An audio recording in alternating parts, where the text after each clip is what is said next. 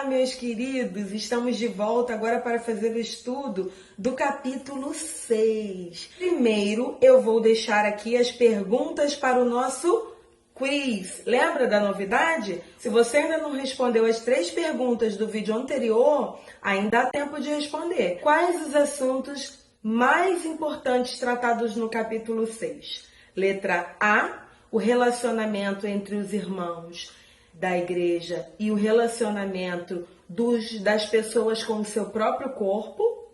Letra B, as brigas que aconteciam com frequência e o tipo de comida que eles deveriam comer.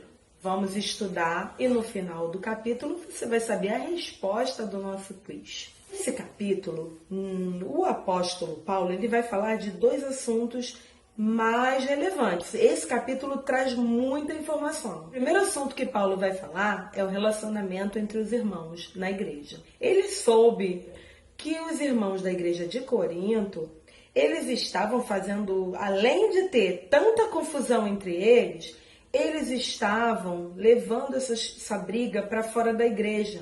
E o segundo assunto que Paulo trata nesse capítulo é o relacionamento das pessoas com o seu próprio corpo. Aqueles que dizem, o corpo é meu, eu faço o que eu quero. Vamos ver se de acordo com a Bíblia e de acordo com o que o Paulo ensina, que ele mesmo diz que é inspirado pelo Espírito Santo, se realmente funciona dessa forma. O Paulo vai falar que o Evangelho de Cristo, ele precisa causar transformação na nossa vida, na nossa mente, e, consequentemente, nas nossas atitudes. E se isso não estiver acontecendo, na verdade, o nosso testemunho está sendo contrário. Nós precisamos, através do nosso relacionamento, mostrar para aqueles de fora como nós fomos transformados. Então, Paulo está falando que os irmãos brigavam dentro da igreja e, além disso, eles iam para fora da igreja, levando essa briga para os tribunais. E ele pergunta, será que não tem ninguém aí no meio de vocês que vai resolver essa confusão, conversar, apaziguar? Isso é vergonhoso demais. Brigar dentro da igreja, os irmãos brigando entre si, já é muito vergonhoso. Quanto mais expor esse tipo de briga e de confusão. Vou dar um exemplo aqui para vocês.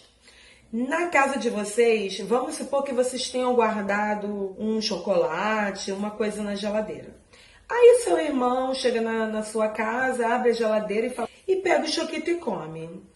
O que estava acontecendo na igreja? Você que guardou o chocolate, você não gostou, porque alguém foi lá e comeu seu chocolate. Mas existem pessoas na sua casa que podem te ajudar a resolver isso. Você não precisa sair brigando com seu irmão, bater, xingar, esbravejar. Se você estiver muito ofendido, o que você pode fazer? Você vai chamar seus pais, e dizer, mãe, o meu irmão, ele comeu meu chocolate.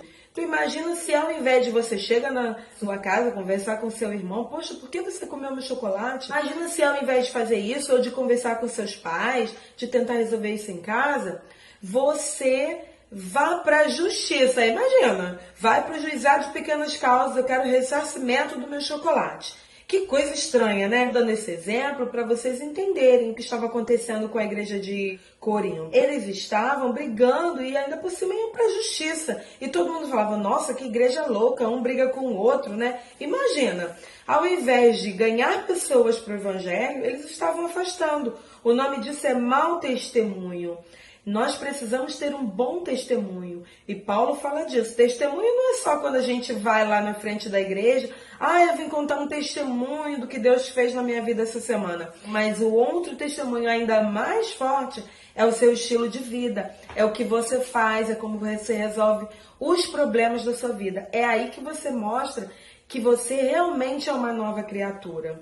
Entenderam? O segundo problema é que Paulo vai falar da relação que nós cristãos temos com o nosso próprio corpo. Nós já ouvimos aqui nos nossos estudos que o nosso corpo é santuário do Espírito Santo. E por isso nós devemos cuidar do nosso corpo. Em todas as práticas que nós sentimos desejo, sentimos vontade de fazer, nós podemos fazer. Por quê? Nem tudo vai fazer bem para o nosso corpo. No versículo 12, o apóstolo Paulo deixa isso bem claro. Olha como todas as coisas me são lícitas. Significa o quê? Legais, né? Não é contra a lei. Mas nem todas as coisas me convêm. Não é porque não é contra a lei que eu posso fazer, que será bom para mim. Continuando no versículo. Todas as coisas me são lícitas, mas eu não me deixarei dominar por nenhuma delas. Não é porque é legal, porque a lei não condena, que nós cristãos devemos praticar. Ele está falando isso também com relação ao nosso corpo. Satisfazer todos os nossos desejos não é uma coisa bacana, porque a gente tem um desejo que nem sempre é saudável. Por exemplo, tem pessoas que são viciadas em chocolate. E a gente sabe que o chocolate, hoje em dia, o chocolate tem excesso de gordura, excesso de açúcar, e que se consumido constantemente pode aumentar o colesterol no sangue, pode aumentar a glicose, e isso vai acarretar problemas de saúde mais sérios, né, podendo levar até a morte. Então, não é porque comer chocolate não é proibido por lei que eu posso me encher de chocolate todo dia. Entenderam o que o apóstolo Paulo está falando? Nós sim devemos ter domínio sobre as coisas e não as coisas sobre nós. O apóstolo Paulo, ele vai dizer que nós temos um corpo que não pertence a nós. Então, ele fala, não sabeis que fostes comprado? Eu era escrava do pecado, mas o Senhor Jesus pagou com preço de sangue, um preço caríssimo, valiosíssimo. E esse preço que ele pagou foi para me tornar livre, mas agora eu estou ligada ao Espírito Santo, estou ligada ao meu Senhor Jesus. Deus fez questão de comprar a nossa vida de volta do pecado, para que nós fôssemos livres e vivêssemos uma vida abundante. Eu vou te dar um exemplo bem característico, que são as drogas. Quando as pessoas usam droga, elas usam porque gera prazer. Só que esse prazer vai gerar uma dependência química, né? E aí o que vai acontecer? Você vai ser dominado pela droga.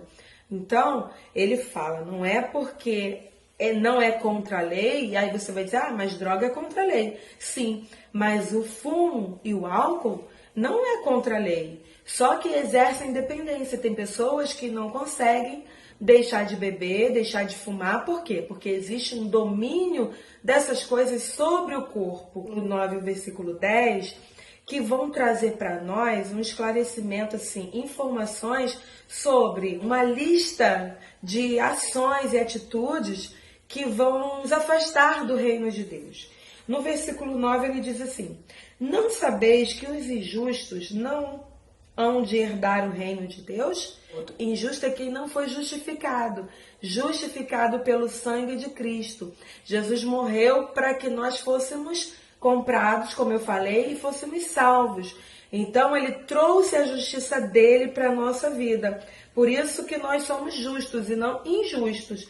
Agora, quem não recebe isso não herdará o reino dos céus. No versículo 10 ele diz, não erreis, nem os devassos, nem os idólatras, nem os adúlteros, nem os efeminados, nem os sodomitas, nem os ladrões, nem os avarentos, nem os bêbados, nem os maldizentes, nem os roubadores herdarão o reino de Deus. Entenderam? Mas a partir do momento que o Senhor Jesus nos resgatou, nós devemos agora glorificar a Ele através da nossa vida. E uma das formas de glorificar o nome do Senhor através da nossa vida é cuidando do nosso corpo, cuidando do nosso relacionamento, não manchando o nome de Jesus. Nós não temos esse direito.